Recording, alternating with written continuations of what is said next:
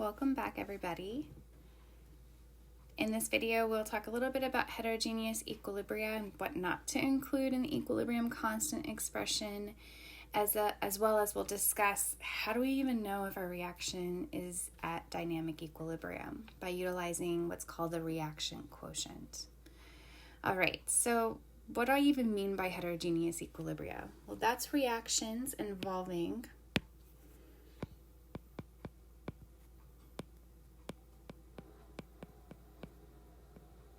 solids and liquids.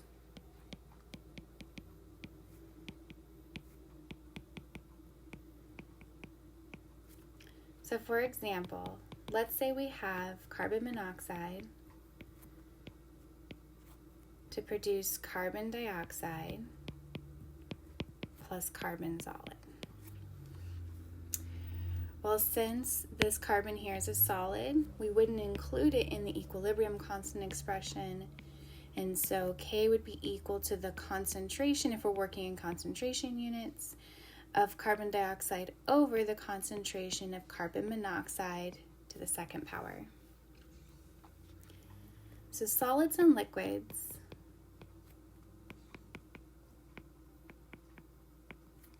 are not included because their concentration remains constant.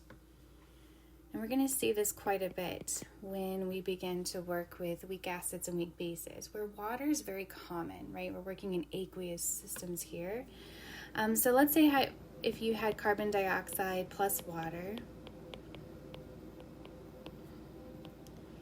to produce the hydrogen ion plus bicarbonate anion, you will notice we have aqueous, and gas, but this one is a liquid, so we do not include water in the equilibrium constant expression. So the concentration of the hydrogen ion times the concentration of the bicarbonate over the concentration of the carbon dioxide. And once again, water is not included.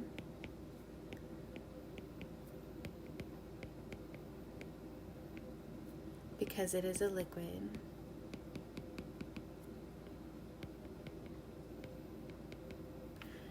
So that's why I always emphasize when I teach general chemistry to write down your states of matter. It's very, very important that you're mindful of that. Now, how do we calculate the equilibrium constant? Well, we actually calculate it from measured equilibrium concentrations. We would work in the laboratory and do these measurements. So measured equilibrium, and that's the key word there. You must be at equilibrium concentrations.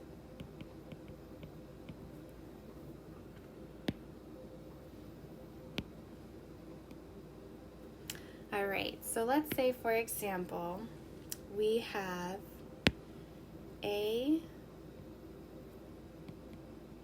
goes to 2B. That's our reaction taking place.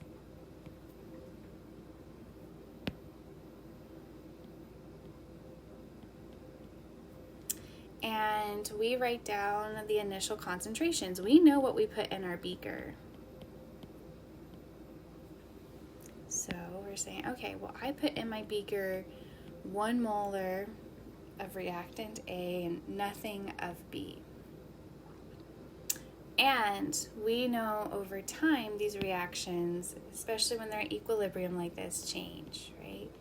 They change over time. And the way we would represent that change is using the variable x.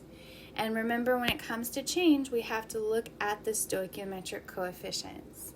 So since reactant A has a 1 coefficient, we would say, well, it changes minus 1x.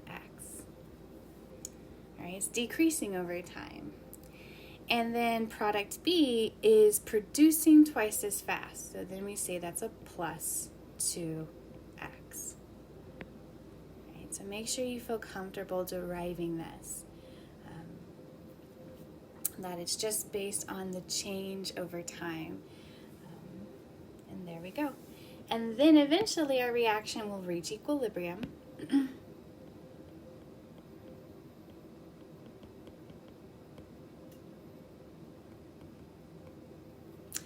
And all you do when you figure out the equilibrium is to add the initial plus the change. And so in this case here, this is 1 minus 1x, and this is 2x. And this particular table here, I like to call it a rice table. Some people call them an ice table, but unfortunately the song by Vanilla Ice, Ice Ice Baby, gets in my head, and I refuse to have that song in my head, so I like to call this it's a good song, by the way, but I like to call it a rice table. Also, the reason why I like to call it a rice table is that you never want to skip the part of writing down the reaction, because that's what tells you how the reaction's going to change, right? So please, don't get lazy. Write down your reaction and do your rice table, okay? So let's say hypothetically, continuing on with this scenario, that I measure x, like I figure out how this reaction changes to reach equilibrium, and I say, okay, well, x is 0.25 molar. Well, if that were the case, then 1 minus 1 times 0.25 is 0.75. So basically the concentration of A when it reaches dynamic equilibrium is 0.75. And the concentration of B is 2 times that 0.25, and that ends up being 0.50 molar when it reaches equilibrium. And if we derive the equilibrium constant expression then, remember it's always products over reactants. And I've said from the beginning, it's really important you know how to derive this expression correctly, right? Because we're going to do rice tables. And this is like the algebra formula that you need that's unique to that particular reaction, right? If this is incorrect, then a lot of the work that you will do later on will be incorrect. So be very mindful, master these skills, this foundation of deriving a rice table, and then setting up the equilibrium constant expression, and then plugging in the equilibrium concentration. So this is really important. I will actually write this in a different color. Only equilibrium concentrations can go into the equilibrium constant expression. So these numbers here. So important.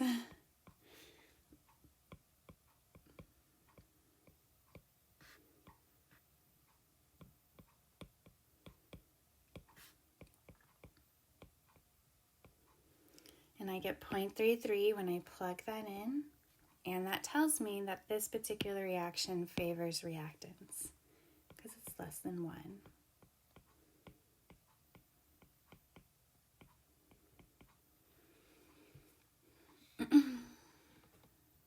All right, so big question here is, how do you know if you're even at equilibrium? All right, we can't solve for the equilibrium constant. We don't know if our concentrations are truly at equilibrium. And that's what leads us to the reaction quotient, which we use the variable Q for. It helps to gauge the progress of a reaction relative to equilibrium.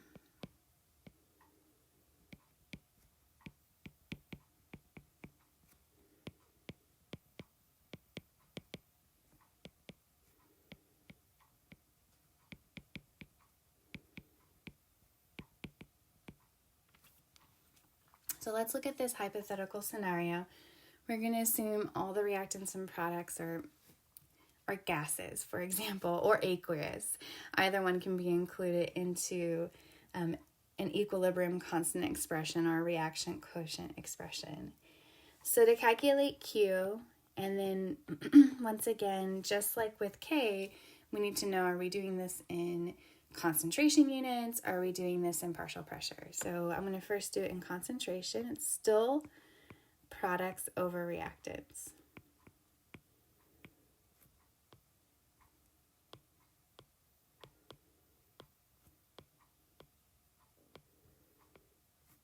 And if you had to calculate QP, everything is just in partial pressure.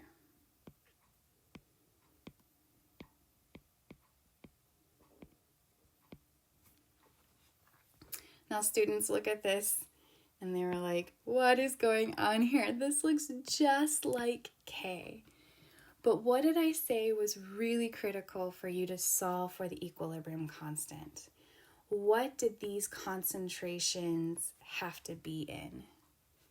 And even partial pressures as well. Everything has to be at equilibrium, right? That was absolutely critical. That was that last row on your race table, right? When you're plugging into your equilibrium constant expression, whether it's concentration or partial pressure, everything has to be at equilibrium. Whereas if we are measuring Q, those concentrations and partial pressures that we're plugging into this expression are not necessarily at equilibrium.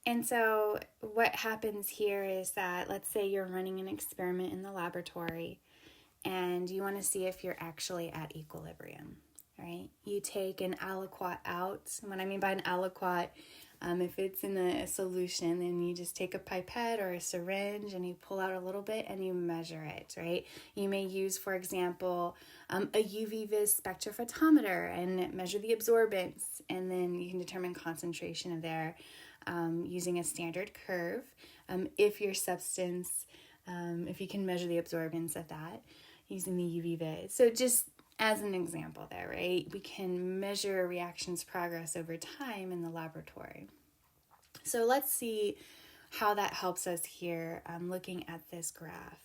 So once again, just assuming that I'm working up a reaction or, running a reaction, and I know what the equilibrium constant is just based on literature, right? I looked it up and I'm like, okay, I know it's 1.45. I start my reaction and I just don't know how fast it will take to reach equilibrium. Let's say I measure the concentrations and I'm somewhere here in my reaction progress. Then that means that Q is less than K. And therefore, if Q is less than K when I'm comparing the two together, then my reaction needs to still run to the right in order to reach equilibrium. Let's say hypothetically I take an aliquot out and I'm here. Then that means Q is greater than K and the reaction needs to run to the left to reach equilibrium. And let's say I measure and I find I'm right here on this line and Q is equal to K, then I know my reaction has reached dynamic equilibrium. So let me write those trends down for you. So if Q is less than K when you're comparing them, the reaction will shift right.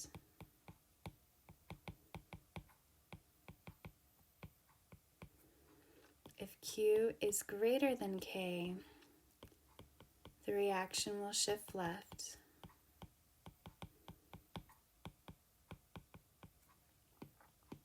If Q is equal to K, then the reaction is at equilibrium.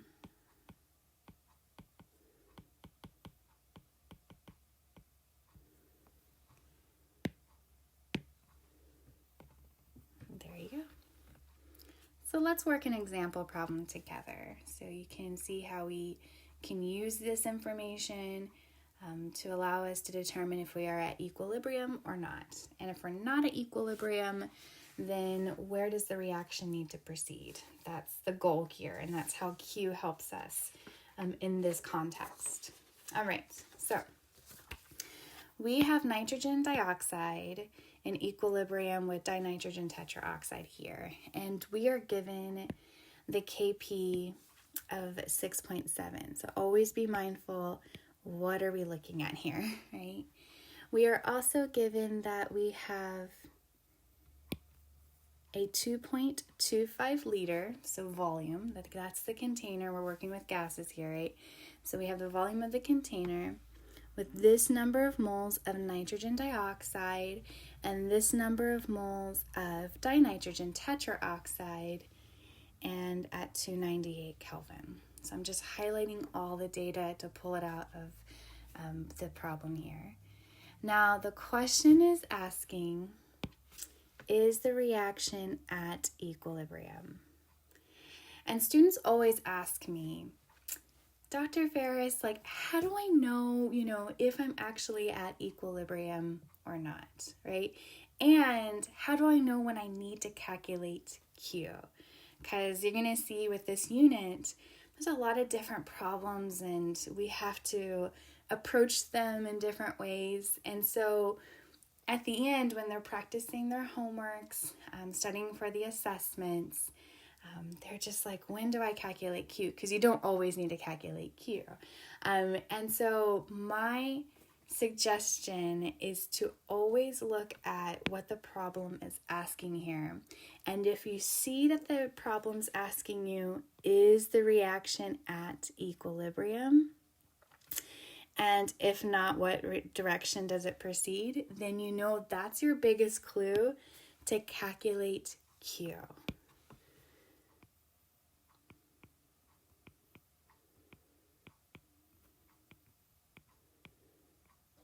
That's the only reason why we need to calculate Q for any of these problems in this chapter here, is if we're asking ourselves this question, is the reaction at equilibrium? And if not, which direction will proceed? Some problems will say, you're already at equilibrium and here are your equilibrium concentrations, and that's great and that's fantastic, and you do not need to calculate Q. So I just wanted to point that out there as you're studying. Always look for these clues, like, how do I know how to start this problem? Ask you why, like, why am I solving for Q here? Or why do I not need to use Q in this other problem? So that you can make those connections and always be confident when approaching your word problem. All right, so let's get back on track here. I've noticed that I'm given moles and liters, right? And it doesn't say it's at equilibrium. In fact, it's asking me if we are at equilibrium or not. And so moles and volume just tells me, like, I need to calculate molarity, right? I need to calculate concentration. So let's go ahead and do that first. The concentration of dinitrogen tetraoxide is equal to 0.082 moles over 2.25 liters equals to 0.036 molar. And the concentration of nitrogen dioxide is equal to 0.055 moles over 2.25 liters, and that is 0.024 molar. I'm going to highlight these because we will need them in a second here. Now remember, our goal is to compare Q to K, right? But it's important to remember that you need to make sure you're in the appropriate units. So you need to make sure that if you're going to calculate QC here for molarity, which is probably the easiest option, right, is to just keep this in molarity. Then you need to convert KP to KC. So always be careful to only compare QC to KC or QP to KP. Pay attention to details, right? So I'm going to go ahead and calculate QC first and then convert KP to KC. Okay, so QC products over reactants.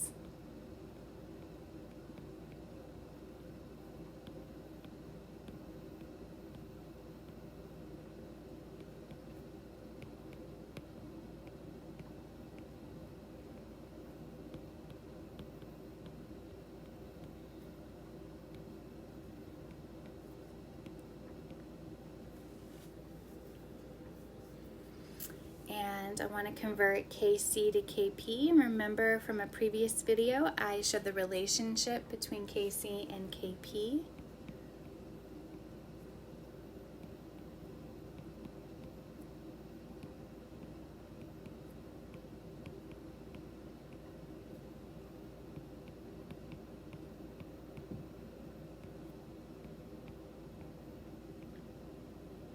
Now my change in N here, remember, is products minus reactants, so 1 minus 2. That's from the balanced chemical equation. Number of moles, 1 minus 2 there, so that's to the -1, keep it negative. And you get 164 here.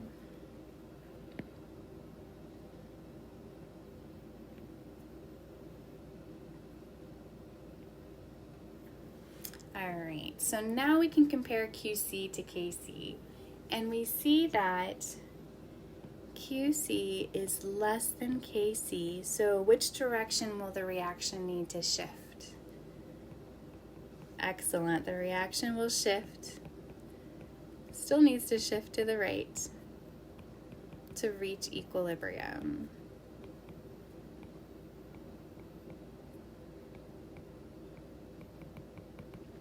So the answer is no, we are not at equilibrium here, and the reaction will shift right to do so, right? So I just wanted to point out, let's say hypothetically you didn't look at Kp and you just assumed that was the equilibrium constant there, right? You would have compared Qc to Kp and you would have gotten the answer incorrect, right? Because you would have said Q is greater than K, and therefore the reaction needs to shift left. So just be very, very careful when you're working these problems. Always ask yourself, what units am I working in, concentration or pressure, and what K value am I provided? Is it a Kp or is it a Kc or Ka or Kb? Those are all in concentration units.